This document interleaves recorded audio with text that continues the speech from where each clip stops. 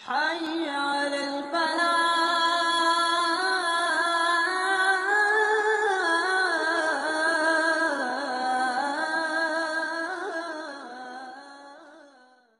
نحمده ونصلي ونسلم علی رسولہ الکریم۔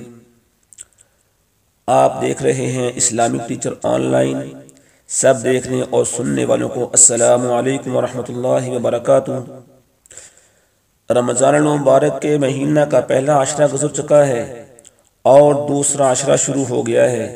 رمضان کا مہینہ ایسی رحمتوں اور برکتوں والا ہے کہ اس ماہ مبارک میں وہ مسلمان بھائی اور بہنیں جو عام دنوں میں اللہ کے دین سے دور ہوتے ہیں، قرآن کریم اور اپنے پیارے نبی کریم صلی اللہ علیہ وآلہ وسلم کی پیاری سنتوں سے دور ہوتے ہیں، اس مہینے کے شروع ہوتے ہی اللہ کریم کے قریب آ جاتے ہیں اور قرآن کریم کی تلاوت شروع کر دیتے ہیں، گناہوں کو چھوڑ دیتے ہیں اور اپنے روٹھے ہوئے رب کو منانے کے لیے راتوں کو اس کے سامنے گڑ گڑاتے ہیں۔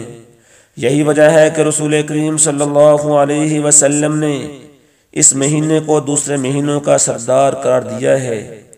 رمضان المبارک کی خصوصی رحمتوں اور برکتوں ہی کی وجہ سے ہمارے مسلمان بھائی اور بہنیں اس ماہ مبارک میں دعاؤں کا خصوصی اہتمام کرتے ہیں۔ ان دعاؤں میں وہ 3 عشروں کی دعائیں بھی ہیں جو اکثر مسلمان پہلے، دوسرے اور تیسرے عشرے میں مانگتے ہیں۔ پہلے عشرے کی دعا ہے رب اغفر وارحم وانت خیر الراحمین، اے میرے رب مجھے بخش دے، مجھ پر رحم فرما، تو سب سے بہتر رحم فرمانے والا ہے۔ دوسرے عشرے کی دعا ہے استغفر اللہ ربی من کل ذنب واتوب الیہ، میں اللہ سے تمام گناہوں کی بخشش مانگتا ہوں جو میرا پروردگار ہے اور اسی کی طرف رجوع کرتا ہوں۔ تیسرے عشرے کی دعا ہے اللہم اجرنی من النار، اے اللہ میں دوزخ کی آگ سے پناہ مانگتا ہوں۔ بعض لوگوں نے ان 3 عشروں میں ان دعاؤں کے پڑھنے کو منع کیا ہے اور بدعت کہا ہے، تو آج میں آپ کو اس کے بارے میں ساری حقیقت بتانے جا رہا ہوں۔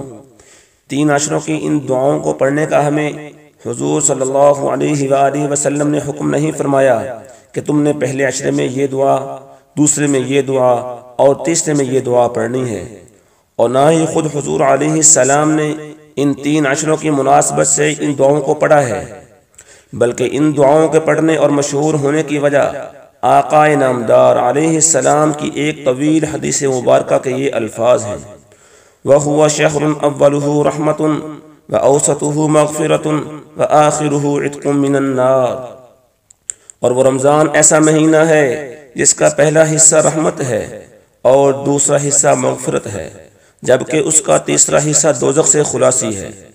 حضور علیہ السلام نے اس حدیث مبارکہ میں رمضان المبارک کی اہمیت و فضیلت بیان کرتے ہوئے یہ الفاظ ارشاد فرمائے ہیں۔ اس سے معلوم ہوتا ہے کہ پہلا عشرہ رحمت، دوسرا مغفرت اور تیسرا آگ سے خلاصی کا ہے۔ اس حدیث شریف کی سند کچھ کمزور ضرور ہے، لیکن فضائل کے بارے میں ایسی احادیث پر عمل کرنے کی جمہور علماء نے اجازت دی ہے۔ اسی بنا پر جو دعائیں رحمت طلب کرنے کے لیے قرآن و حدیث میں مانگی گئی ہیں ان کو مانگا جا سکتا ہے۔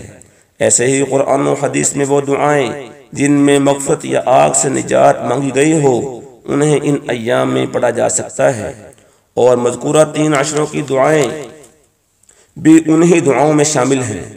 پہلی دعا قرآن کریم کی آیت مبارکہ ہے اور دوسرے اور تیسرے عشرے کی دعائیں احادیث مبارکہ میں آئی ہیں، اس لیے ان 3 دعاؤں کو 3 عشروں میں پڑھنے سے منع کرنے کے بارے میں سختی کرنا اور اس کو بدعت کہنا بالکل انصاف کے تقاضوں کے خلاف ہے۔